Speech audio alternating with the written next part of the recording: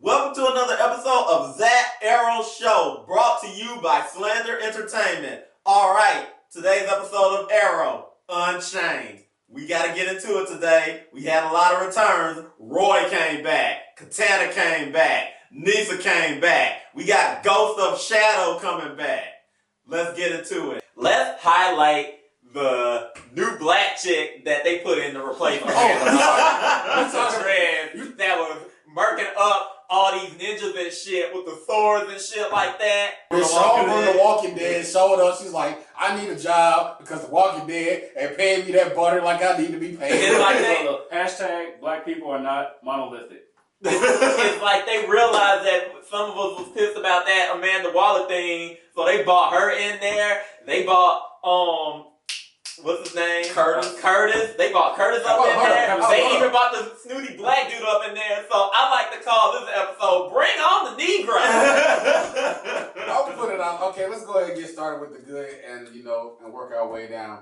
My boy Curtis. Hold up. Well, not only can he throw them hands, first of all, he a double minority. And when you black and in the homosexual community, you got to learn how to fight for yourself. So you already knew. He will. You knew that he knew how to throw them hands. And two, his reaction was like, I don't want to hurt you. He was like, dude, all this stuff is insured. Take whatever you want, man. I do not care. This is just a job. As a matter of fact, he arguably had the best line in the episode. What was it?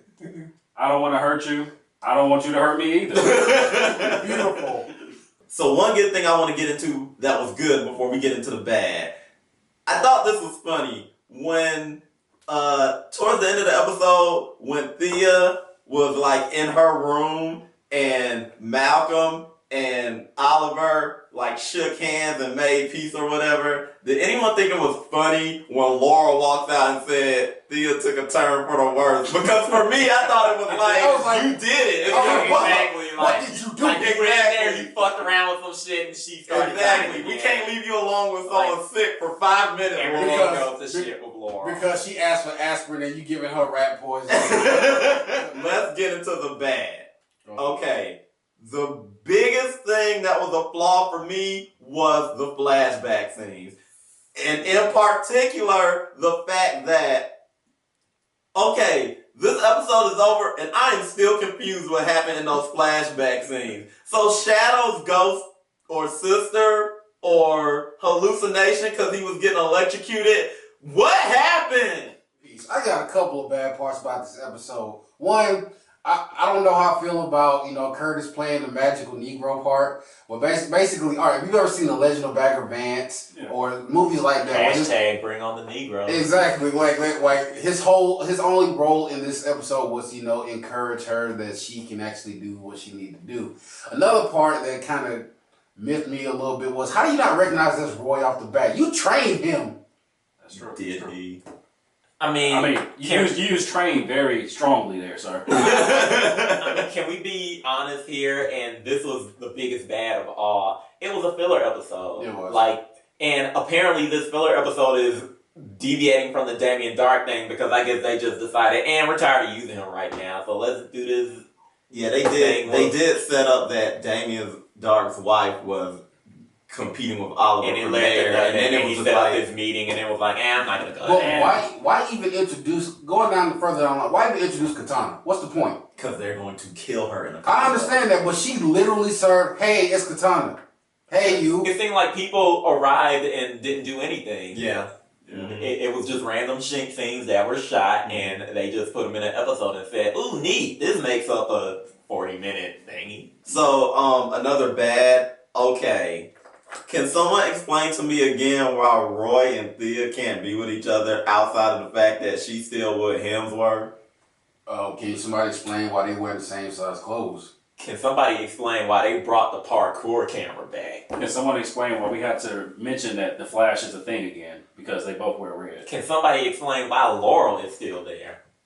Can somebody explain why they didn't use her ass to blow up the ball and get rid of her? No. Can someone explain why did Malcolm Merlin have on 8 cloaks in that preview for the next episode? Can someone explain how they get from the hideout to the election office to the top of Palmer Tech? Oh, I actually have an answer for that one. You didn't even have to go that far for that. Okay. It's called bullshit. Can someone explain why we have so much stuff that needs to be explained about this episode? My last thing that I gotta call, shenanigans on is, all right, that was a part in this episode where they were fighting, and then they get surrounded, and then Oliver ends up fighting, and everybody's sitting there watching fight. Oh yeah!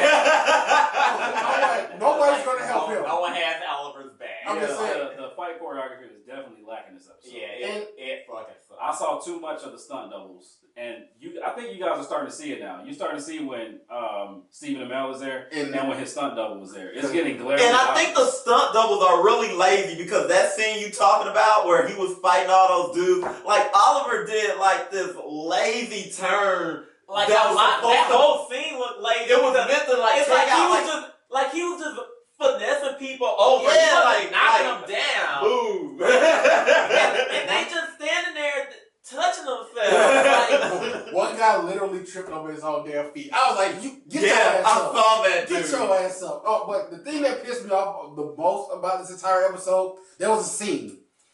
They were fighting and everything. Laurel hops off a building with her monkey ass, and then Diggle, the camera pans and zooms in close on him. And he pulls out a gun and pops a guy 10 feet away in the back of the head. And I'm like, what is this? First of all, I'm thrown off by the Magneto helmet. Hurry up and Which get is rid of supposed it. to be getting an upgrade at some point. It better look better than that. I hope so. well, one more thing. Anybody that was genuinely surprised that the calculator was Felicity's father, yeah. If that surprised you, I got one for you. Santa Claus isn't real. You're not going to get your tax money back. And Jesus is black. going on, the calculator was a little hit and miss for me. He looked like Steve Jobs. He looked like geriatric Steve Jobs. Mm-hmm. He looked like he had arthritis pill in one pocket and Viagra in the other. He looked like he's embezzled a few things. Honestly, there wasn't too much good from this episode for me. Wait, I have to stop you on that one. The fuck around game. They stayed in their pocket. They stayed away. Well, when half of them is in bed laid up with a disease, and the other one is just in the background saying that one or two lines just to move the plot along, the fuck around gang can't really do anything. All right, another bad thing. I really like John Barrowman being back. He had a lot of screen time this time, but I feel like all we see is Malcolm Merlin / John Barrowman. I don't get any sense of this guy being Ra's al Ghul. It's like watch Malcolm Merlin drink coffee. Watch him as he scratch his ass. Watch him as he be concerned for his daughter. But he never ruling over the League of Assassins. Well, that's the point that we pointed out earlier, is that these people, everybody introduced is just a set piece. Yeah, like he's gonna have on his 8 cakes in the next episode, but I mean, like, literally when he's around Oliver and them, he's just walking around, going through the motions of doing mundane shit. He literally has that scolding father persona where he's like, "You fucking up. You stay fucking up. How many times I gotta tell you, you fucking up?" Overall, I guess this episode was a little bit of a drag for us. Lackluster. Filler. The flashbacks wasn't getting it for us. The overall plot wasn't getting it for us. Hacker battles, I just don't feel like they translate well on screen. A hacker battle hasn't been awesome since Hackers, the 90s movie, dude. That was an awesome movie. I know. That was fucking great. No, I'm asking you, was that an awesome movie? It is what it is. It was the 90s. Yeah, we took what we could get. But to surmise this episode, the only word that steps out is slap dick. All right, y'all. Hashtag bring on the Negroes. All right, you guys. That was Oliver Unchained. Episode Unchained. Join us back next week when we go through the next episode of Arrow After Show. This is Slander Entertainment signing off. Like, subscribe, comment. Do you agree? Do you disagree? Do we care? Probably not. How did he get out of those chains in the flash? No, my question is this: the whips on his back, they beat him good. That's what I'm talking about. He still had the whip marks from They beat him so hard the whip marks were still there. Exactly, but he didn't have no burn marks from when they were fucking electrocuting him. This was part of the dream sequence. Dude, right? no. Did he dream the torture? No, fuck that. He got one of them mason jar grits ass whoopers too. I would just like to point out the irony of the fact that Oliver is getting beat by a black man with a whip in a slave camp All Black History Month.